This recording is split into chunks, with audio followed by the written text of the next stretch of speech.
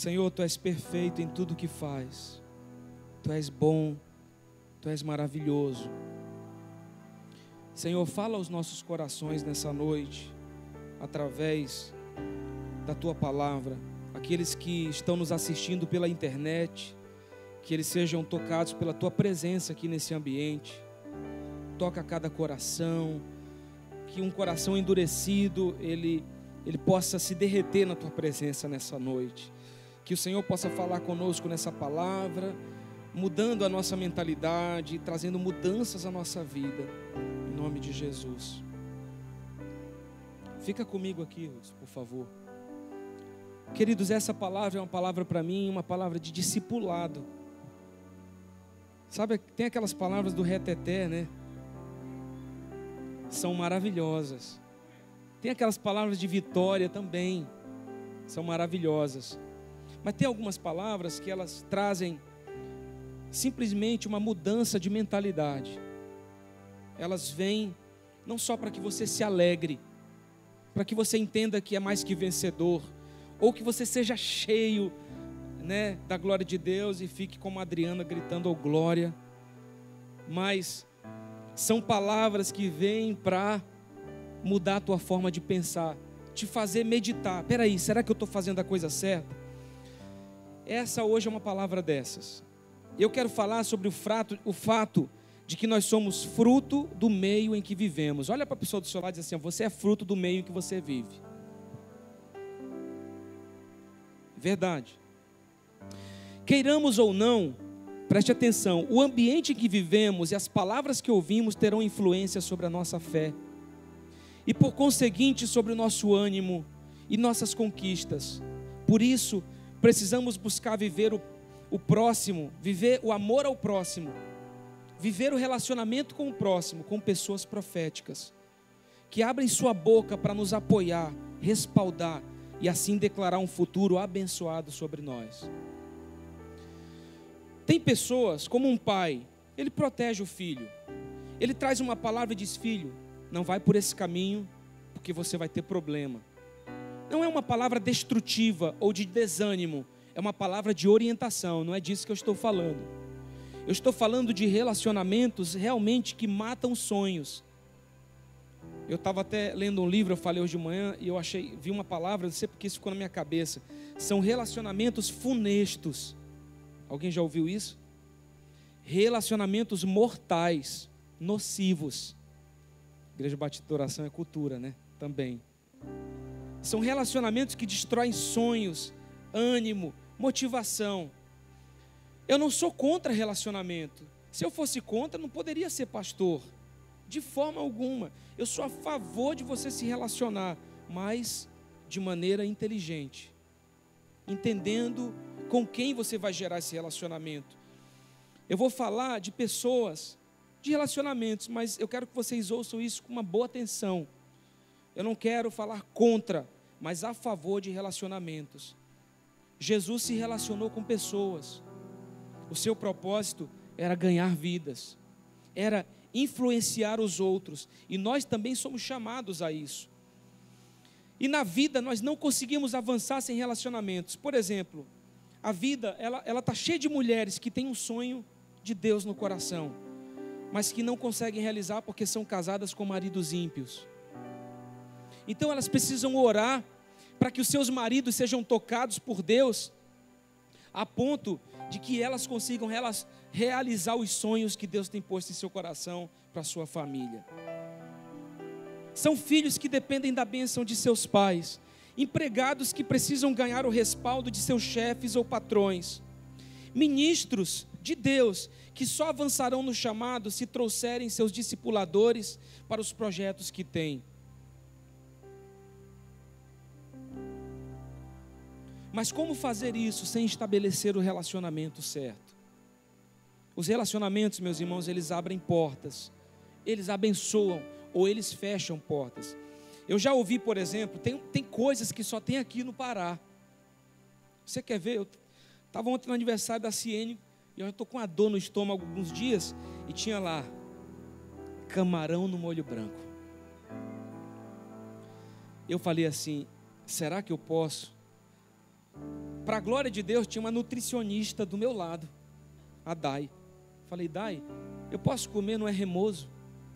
Ela disse assim, pastor, não existe esse negócio de remoso, isso é uma coisa aqui do Pará. Se o senhor falar essa palavra remoso em São Paulo, ninguém sabe o que significa. Ninguém ouviu essa palavra lá. Ela me contou que às vezes as mulheres grávidas no hospital recebiam uma escala nutricional e ela passava peixe. E o prato voltava cheio, porque as mulheres diziam, que é isso, eu sofri uma cesárea, não vou comer nada remoso. Então, tem assim, nomenclaturas, palavras que só tem, irmão, aqui no Pará, não tem em outro lugar do mundo, é aqui. Uma delas, por exemplo, que eu escuto em poucos lugares, é a tal da panelinha. Já ouviu falar? Fulano é da panelinha tal. Ele só está ali, ó, com aquela galera, ele não se mistura. Alguém já ouviu isso? Só eu. É uma coisa meio que, esse negócio de panelinha, uma gíria meio paraense. Agora, interessante a gente falar, porque meditando sobre isso, eu penso que tem panelinha que é boa. Você quer ver uma coisa? Todos nós aqui somos de panelinha. Qual é a primeira panelinha que você tem? Sua família. Sua família é uma bela de uma panelinha. Só entra lá, irmão, quem nasceu lá. Ou se o camarada casar com a tua filha, ou se a menina casar com o teu filho, vai ser daquela panelinha também. Você pode ir para lanchonete, você pode se relacionar com pessoas, você pode fazer churrasco em casa, mas tem assuntos que você só resolve com a panelinha. Reúne a família, conversa e resolve. É a sua panelinha familiar. Quer ver outra panelinha que você tem? A igreja. Nossa igreja é uma panelinha. Nós somos uma congregação da igreja de Cristo na face da terra. Tem coisas que a gente faz aqui que só é para cá. Tem coisas que eu faço que eu me preocupo conosco. Essa chácara, eu estou me preocupando principalmente conosco, com a nossa igreja. Nós principalmente vamos usufruir dela. Então, nós temos as panelinhas. Eu tenho, por exemplo, uma panelinha aqui na igreja, faço parte de uma, que só se reúne nas quartas-feiras de manhã. De 15 em 15 dias. Que panelinha é essa? É a equipe de pastores.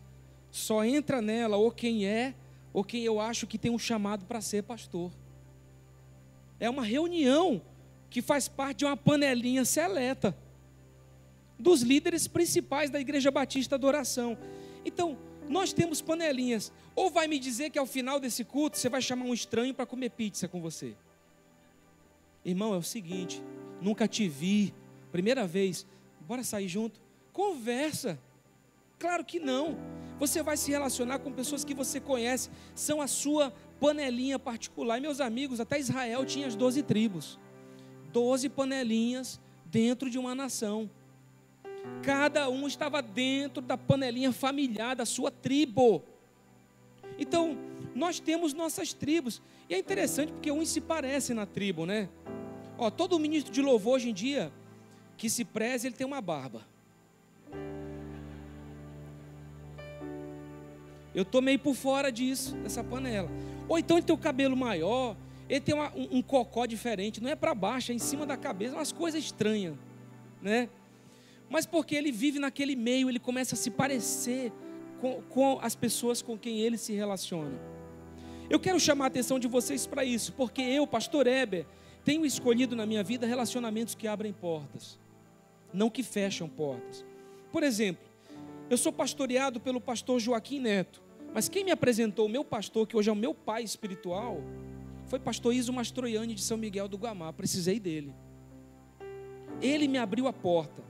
Através do pastor Joaquim, eu já conheci quem? Ricardo Vasconcelos, do Família de Sucesso, que me apresentou Marciano Hortêncio.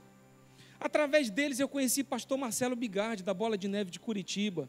Quem se lembra do Bigardi, um carecão forte? Homem de Deus, meu amigo, tem me ajudado nessa questão de liderança. Conheci então o Rodrigo Arraes, que me apresenta Carlito Paz, lá de São José dos Campos. Um dos homens que mais influencia a minha vida hoje com a sua liderança.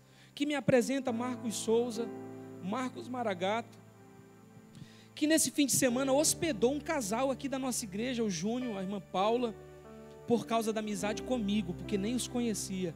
Você entende que uma coisa chama a outra.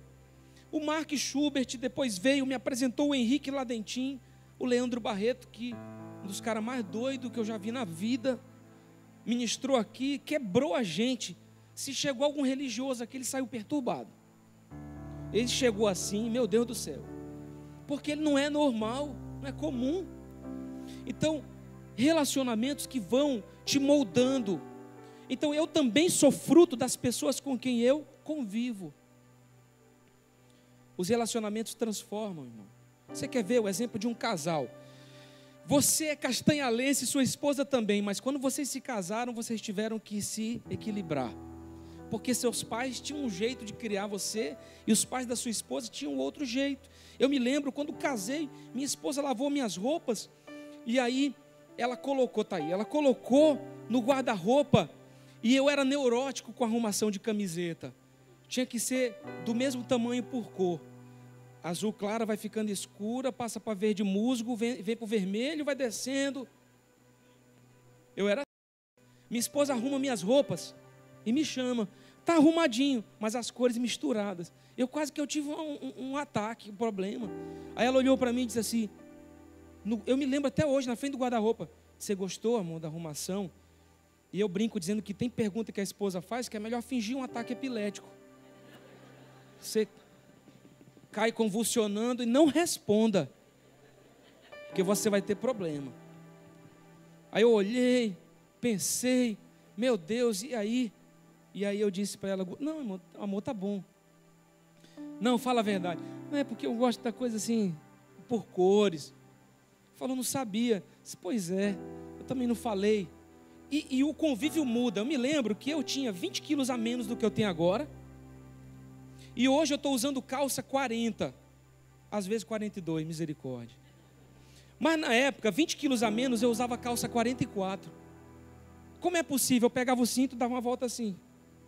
E puxava. Aquilo ficava um balão, irmão. Aí minha esposa disse para mim, está usando a calça do teu pai? Eu falei, não, essa calça é... Pegou a calça, essa calça é minha. Aí ela falou, tem que mudar essas coisas na tua vida. Me levou na visão. Pegou uma bendita calça 38, que era o meu tamanho normal, e trouxe. Eu vesti a calça acostumado com aquela calça de gaúcho. Sabe como é a calça de gaúcho? Ela faz um balão assim. Eu acostumado com a calça de gaúcho, vesti a calça 38. Eu me senti um cantor sertanejo, irmão. Falei assim, amor, eu não sou cantor sertanejo. Eu até cantei do provador, andei. Falei, não dá isso aqui para mim. Mas ela foi me mudando. Foi mudando. Não é assim, irmão? Você que tem muitos anos de casado, você não está diferente? Eu estava me lembrando outro dia de uma pessoa que eu conheço que falava o português direitinho. Aí casou com uma mulher que fala o português todo errado. Um dia eu fui visitar ele estava falando tudo errado também. Eu fiquei assustado, disse, rapaz, esse homem falava tão bem, rapaz. O homem agora fala tudo errado. E eu observei que ele estava falando igual a esposa. Não é? Os pão, as coisas. Aí eu falei, rapaz, os relacionamentos, eles transformam a gente. Olha para o irmão do seu lado e diz assim, irmão, você é fruto de também com quem você se relaciona, meu irmão. É verdade. E as coisas, então, têm que ser bem escolhidas na vida. 1 Coríntios 15, 33, onde eu pedi que você abrisse, olha o que a Bíblia diz. Não vos enganeis, as más conversações corrompem os bons costumes. Não se engane, as más conversas corrompem até aqueles que têm bons costumes. Por isso eu entendo que tem relacionamentos na nossa vida que nós temos que realmente cortar, que nós temos que extinguir, tirar do nosso contexto de vida, porque muitas vezes eles podem ser nocivos. Os relacionamentos são importantes e te transformam e te transportam de um lugar para o outro. Irmãos, como os relacionamentos abrem portas, são chamadas as conexões de ouro. Escute, você não vai se relacionar com os outros por interesse. Você não vai fazer isso. Mas você também não vai sair por aí ouvindo todo mundo, trazendo qualquer pessoa para dentro do teu ambiente familiar. É preciso ter cuidado. Olha aqui um exemplo. Você pegou o João da Silva, ele nasceu na roça, ele nasceu num lar muito simples, humilde financeiramente falando. O pai dele não tem recurso.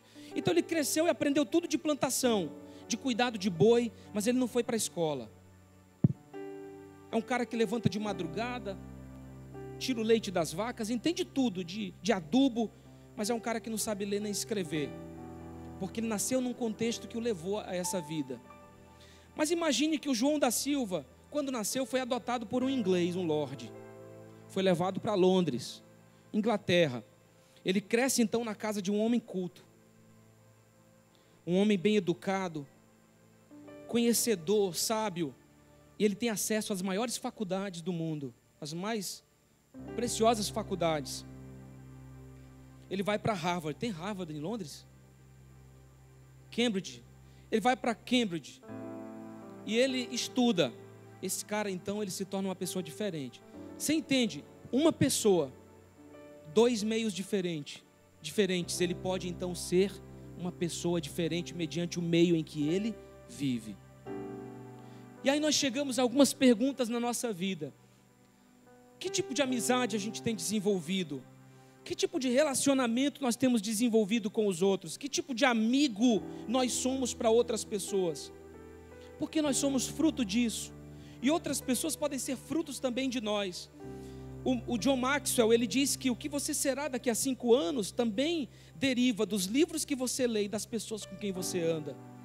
Com quem você anda? Como você anda? E nós precisamos então analisar algumas coisas. Os relacionamentos, eles são importantes. Eu já vi gente contando histórias, por exemplo, que ela dizia: quando eu crescer, eu vou ser diferente do meu pai. E de repente ela se pegou fazendo as mesmas coisas que ele fazia. É intrigante isso. Eu não quero ser parecido. De repente você dá uma volta, uma caminhada, você é a cópia do seu pai. E um dia você observa que você pode até estar tendo as mesmas atitudes que ele, porque você de alguma forma foi influenciado. A convivência, as palavras podem fazer toda a diferença. Imagine então para os discípulos que conviveram com Jesus. Eles andaram com Jesus. O que andar com Jesus causou na vida deles e pode causar na nossa vida? A oração, a leitura da palavra, a adoração, a convivência com a igreja. Sem essas coisas não há como crescer, não há como desenvolver-se, não há como ser uma pessoa melhor. Sem oração, relacionamento com Deus. A cruz, ela tem uma simbologia. Se você puder dar só uma olhadinha aqui. Ela tem 2 travessões, o maior, o menor. O vertical é o maior. Ele simboliza o relacionamento com Deus. O horizontal, o menor, simboliza o relacionamento com o homem. Então nós tiramos uma simbologia da cruz de que os relacionamentos com as pessoas são importantes, mas com Deus é muito mais importante. Muitas vezes a gente ouve mais os outros do que a voz de Deus. Quem você ouve mais? A Deus ou a alguém que está tentando até te desviar do caminho de Deus para a sua vida? É claro que nós também podemos dar bons conselhos aos outros. Nós vamos entender isso com o passar dessa palavra. Mas Jesus disse: se você está ligado em mim, eu sou a videira, você é o ramo, você vai dar muito fruto. Mas se você não está ligado em mim, se você não se relaciona comigo, você vai ser lançado no fogo. Então vamos ver aqui a convivência de alguns desses discípulos. Por exemplo, Pedro era um simples pescador. Jesus um dia olha para ele e diz assim: Pedro, você pesca peixes, mas eu te farei um pescador de homens. Eu vou mudar a tua vida. E um cara inculto, talvez sem sabedoria, um dia prega, cheio do Espírito Santo, influenciado por Jesus, e milhares de pessoas se convertem ao seu discurso, a Jesus através da sua pregação. Quantos homens Jesus influenciou na sua caminhada? E eu quero te dizer: pastor, mas talvez você me pergunte, eu posso fazer escolhas? Pode, Jesus fez 12 escolhas. Com certeza haviam outras pessoas, candidatos na época, entre aspas, dizendo assim, para que fossem apóstolos. Mas Jesus fez 12 escolhas. Ele escolheu 12 pessoas em especial. Pessoas como Paulo, que não andaram pessoalmente com Jesus, mas que tiveram um encontro com Ele.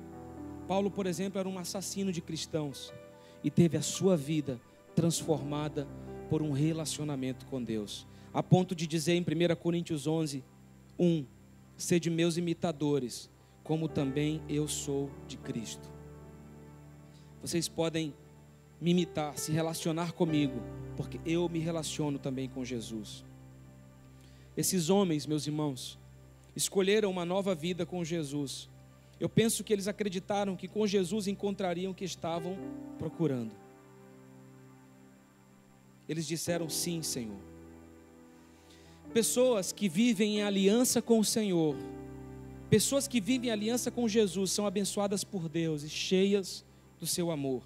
Elas frutificam e o resultado disso interiormente é a certeza de que um propósito alcançado, de uma alegria completa ou sentimento de felicidade, quando você se relaciona com Jesus. O primeiro relacionamento que um homem deve ter na sua vida é com Deus. Tem que ser o principal, o mais forte. Eu tenho dito, Deus, eu quero ouvir mais tua voz.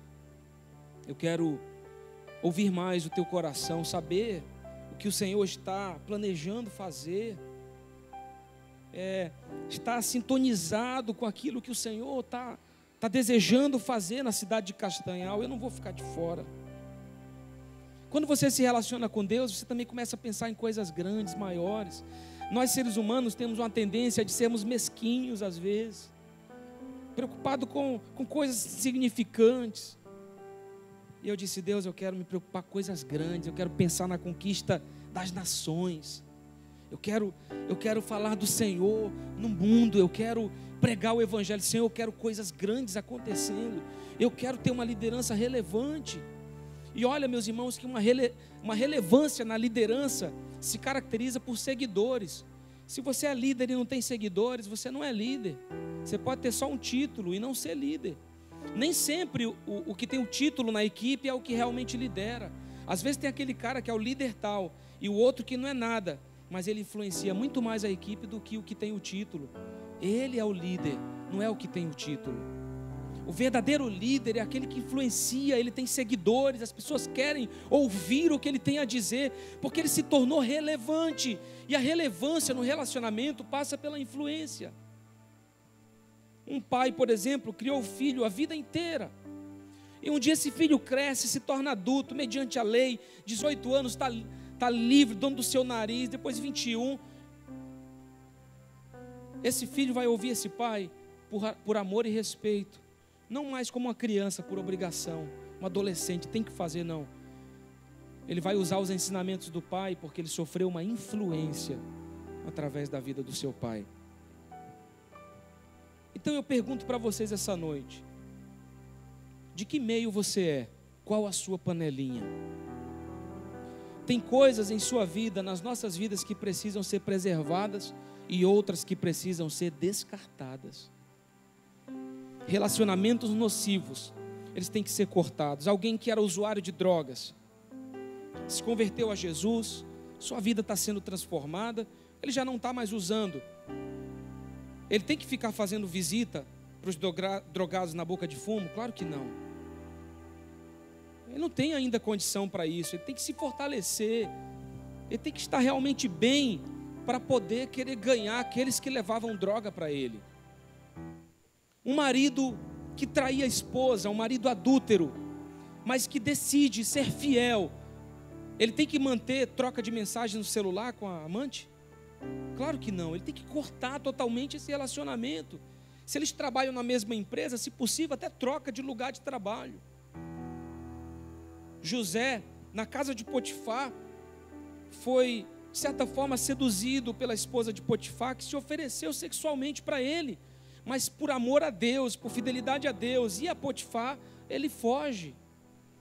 Ele não era forte o suficiente, e tem gente que fica em relacionamentos que são destrutivos, ao invés de dizer, não, peraí, não dá mais, eu quero isso para a minha vida. Não estou falando de você que é casado, seu marido é um problema. Se você é casada, seu marido é um problema, então você tem que orar agora por ele. Ore, busque a Deus para que cause um milagre, uma transformação na vida dele. Mas tem relacionamentos que nós temos que realmente dar um fim a eles e acabar com isso. E eu pergunto, de que meio você é? Qual é a sua panelinha? E eu tenho alguns princípios para a gente encerrar. Primeiro, eu devo me relacionar com as pessoas certas para a minha vida. Precisamos nos relacionar com as pessoas, mas podemos fazer escolhas.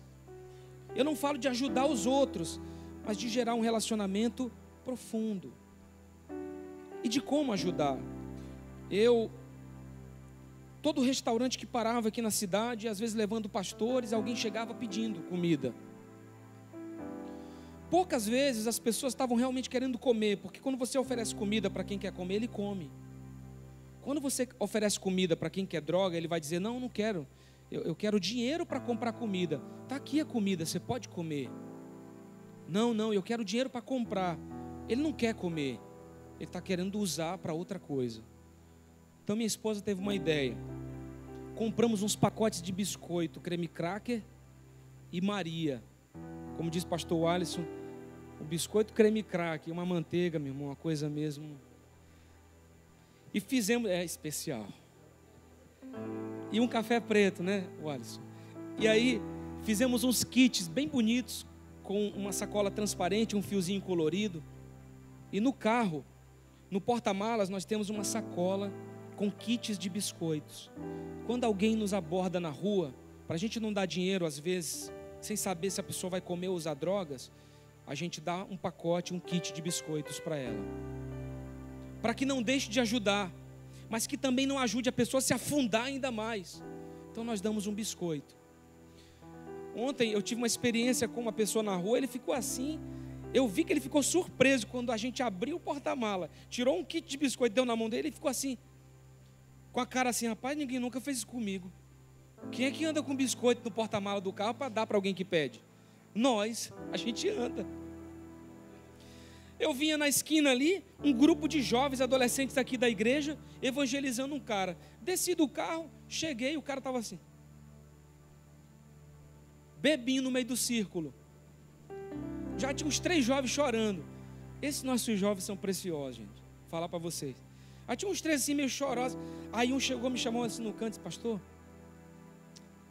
ele disse para mim que matou um já. E tá bêbado, é sujo.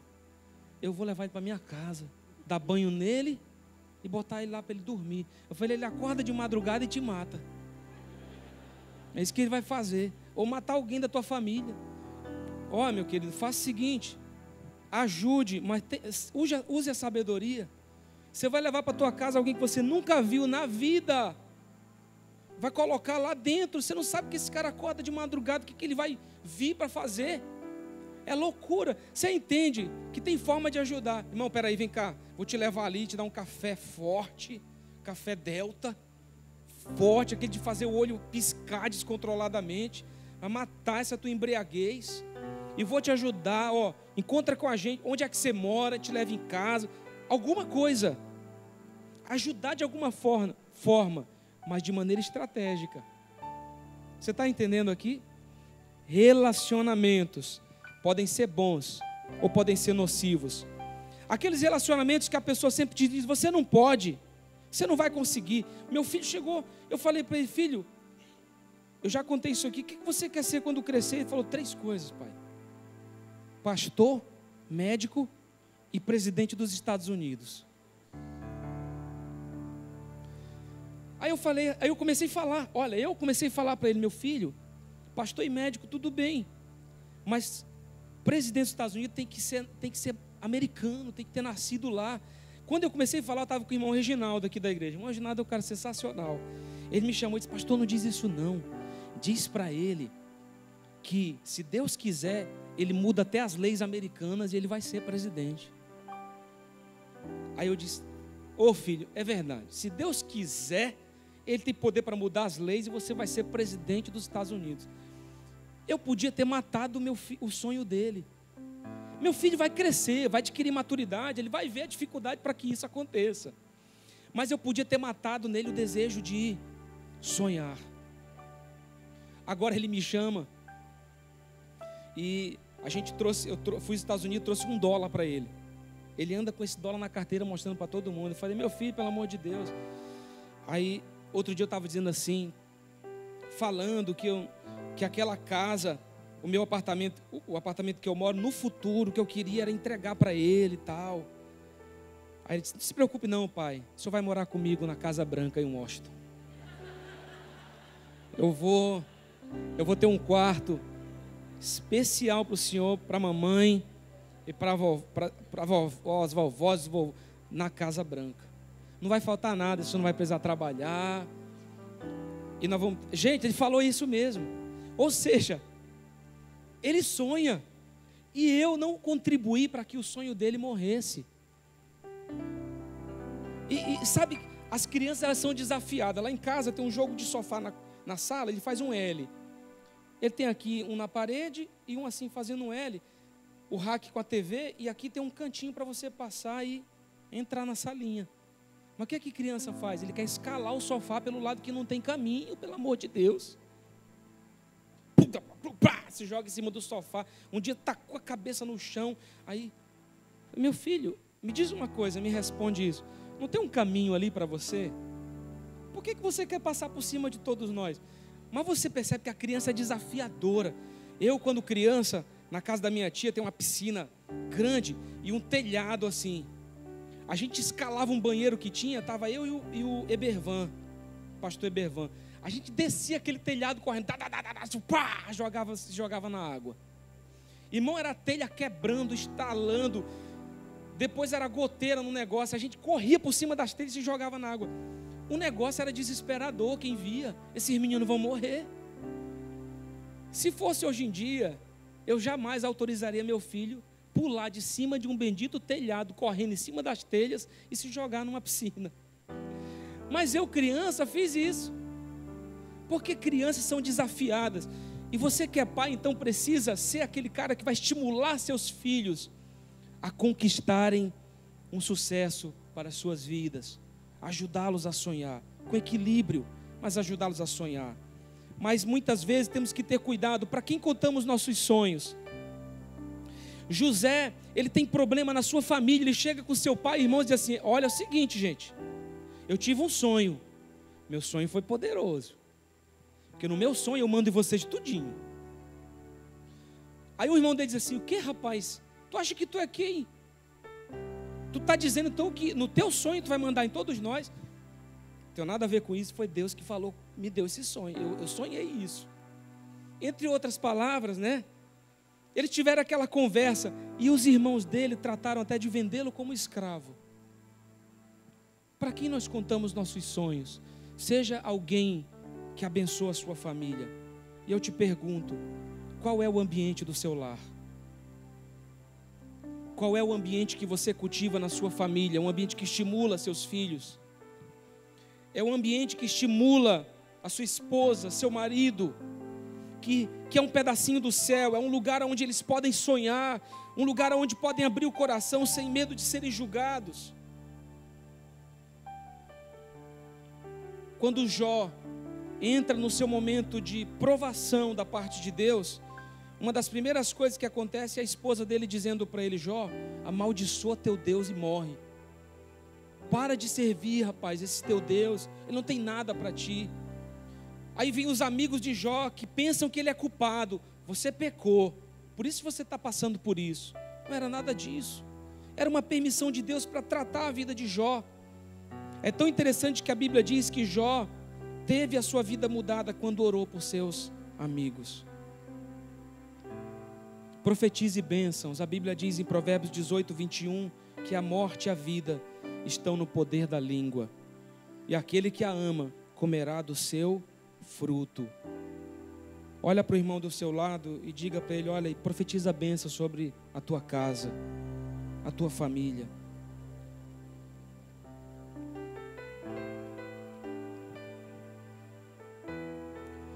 Precisamos entender que as amizades são importantes.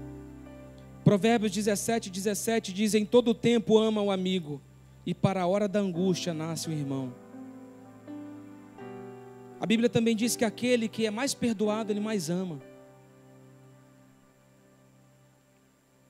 Nós temos aqui o Evandro Júnior. E ele teve uma situação na vida bem difícil, com a família, e veio parar aqui em Castanhal. Hoje ele é um dos nossos zeladores.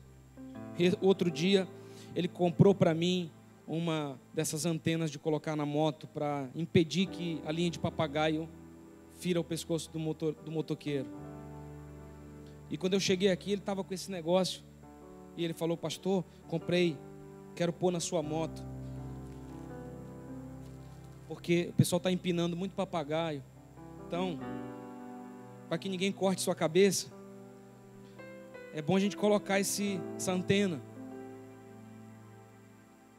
E nós sabemos aqui do cuidado que a gente tem tido com ele, mas de como isso tem gerado nele um amor por nós, uma proteção. Cuidado com as pessoas com quem você se relaciona e como você se relaciona. Eu estou terminando. Eu quero me casar, pastor. Então procure alguém que vai servir a você com seus propósitos. Eu escolhi minha esposa porque eu olhei e ela era do Ministério de Dança. Ela dava aula na salinha infantil e ainda ajudava com a organização da gincana dos jovens. Um dia eu estou lá sentado e olho essa mulher linda, abençoada, vestida de soldado, camisa do exército, numa gincana que teve da Mensagem de Paz. Foi bem aqui do lado.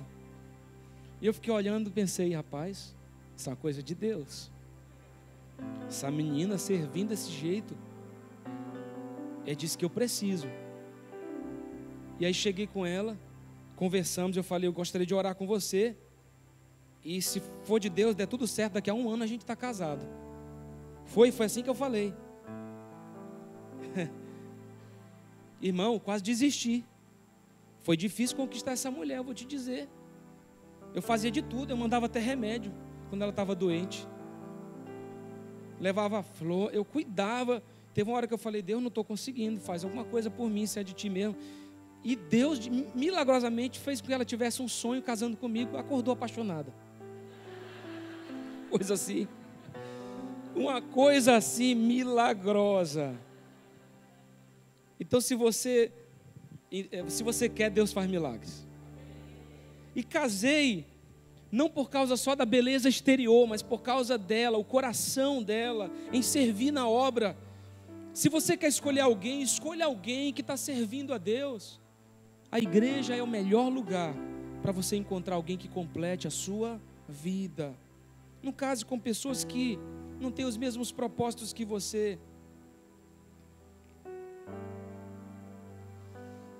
Relacionamentos errados já chegaram ao divórcio. Empresas, igrejas já se dividiram por causa de pessoas com crise nos relacionamentos. Se você hoje se encontra frustrado e decepcionado com alguém, eu também te peço, não desista. Mas os sexualismos na vida de meninas. O menino olha para o pai também. Eu quero ser um homem como meu pai. Ele é um cara de palavra. Olha como ele trata a minha mãe, eu vou tratar a minha esposa assim. Ou ele pode olhar para você e dizer assim: eu não quero ser como meu pai. Como ele perde o referencial em você, ele diz: eu quero me parecer com a minha mãe. Minha mãe sim, é a pessoa certa. E aí nasce o homossexualismo na vida de meninos. Você que é pai, o nível de relacionamento que você desenvolve com seus filhos pode até dar para eles um destino sexual, ou bom ou fora da palavra. Então pare de culpar os outros. É minha esposa, é meu filho. Não, é você que tem que mudar primeiro. Entenda que Deus, Ele trata relacionamentos com estratégia. Está lá Maria, a Virgem Maria, preciosa Virgem Maria, e Deus a escolhe: essa vai ser a mãe do meu filho, essa vai ser aquela que vai dar a luz ao Salvador do mundo. Ele escolhe Maria, ela é uma mulher especial. Só que Deus sabia que ela precisava de um marido também especial, porque ela precisou fugir, ela precisou em certos momentos ser amparada, apoiada. Então Deus traz José. José não era um qualquer. José foi um homem escolhido por Deus também para cuidar de Jesus. Não podia ser um homem qualquer, tinha que ser um homem digno de palavra, de valor, um homem de Deus. E Deus escolhe então José. Ele vai ser um marido especial para Maria. O relacionamento de Maria e José realizou o maior propósito da terra, dar à luz ao Salvador. Deus era o pai de Jesus, mas José assume o papel de um pai adotivo. Ele cuida do Senhor, ele cuida de Jesus. Ele age como um pai e como um marido, apoiando sua esposa, para que os planos de Deus se concretizassem. Eu quero te dizer que relacionamentos podem fazer com que os planos de Deus se cumpram na sua vida, ou pode destruir essa possibilidade. Que tipo de relacionamentos você tem? Que tipo de pessoa você é para esses relacionamentos? Com quem você se relaciona? Você pode ficar de pé no seu lugar, por favor?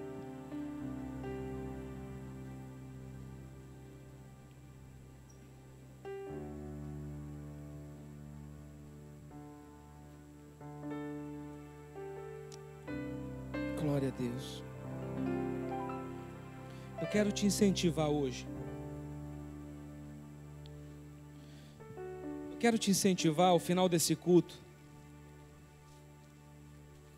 Você dá um presente para alguém que você ama.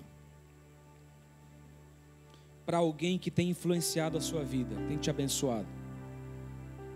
Nem que você saia como eu saí uma vez descalço daqui, mas você abençoe alguém. Se não for agora, pode ser depois.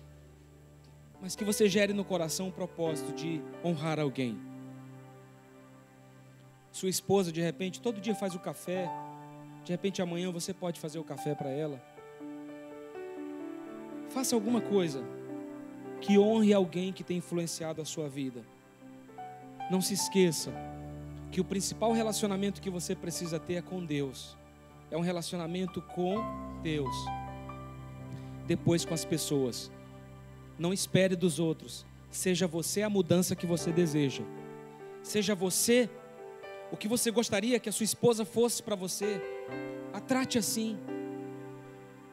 Seja a pessoa que apoia seu marido e o ame como você gostaria de ser amada por ele. Dê uma chance, permita que Deus haja.